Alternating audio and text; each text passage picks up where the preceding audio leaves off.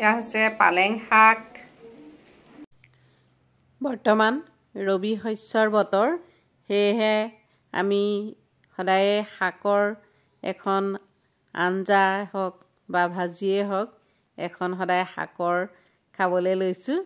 এইকেইদিনত শাকবিলাক পোৱা যায়, মাছ মাংস যিমানেই থাকক লাগিলে। এয়া হৈছে লফা শাক। এয়া লফা শাক মাছৰ মাথাৰে বনাবলৈ লৈছোঁ। এইকেইদিন আপোনালোকে বাৰু শাক খাইছেনে জনাবচোন। আমি কিন্তু শাকৰ অকণমান ৰান্ধিছোৱেই। শাক একেৰাহে ৰান্ধি থাকিলে আমাৰ গৃহস্থই কি কয় জানেনে আপোনালোকে? তেওঁ কৈছে যে শাক খুৱাই খুৱাই মই তেওঁক ক'লাহে কৰি পেলাইছোঁ। আচলতে তেওঁ মানে অলপ ক'লা, সেইকাৰণে এনেদৰেই কৈছে আৰু। মই আচলতে আপোনালোকৰ লগত ধেমালিহে কৰিছোঁ দেই, আপোনালোকে আকৌ চিৰিয়াছলি নল'ব এই কথাষাৰ। প্ৰকৃততে ক'লা বগা এই ৰূপটো বাহ্যিকহে, আচলতে আভ্যন্তৰীণ দিশটোহে মানুহৰ ভাল হ'ব লাগে। ক'লা বা বগা দেখাটোনো কিয় লাগে, নহয় জানো? এয়া হৈছে চুকা শাক, কিছুমানে টেঙা পালেং বুলিও কয়। চুকা শাক ভাল লাগে খাই মচুৰ দাইলৰ লগত আৰু মাছ থাকিলে।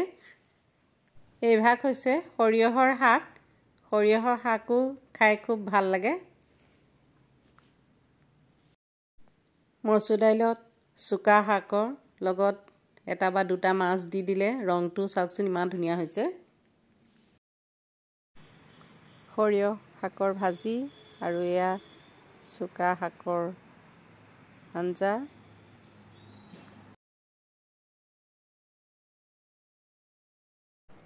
লগত আছে বেঙেনা বিলাহী পোৰা। এয়া বেঙেনা পুৰিছোঁ, বিলাহী পুৰিছোঁ আৰু ধনিয়া কেঁচা জলকীয়া আদিৰে এয়া পিটিকা কৰিছোঁ।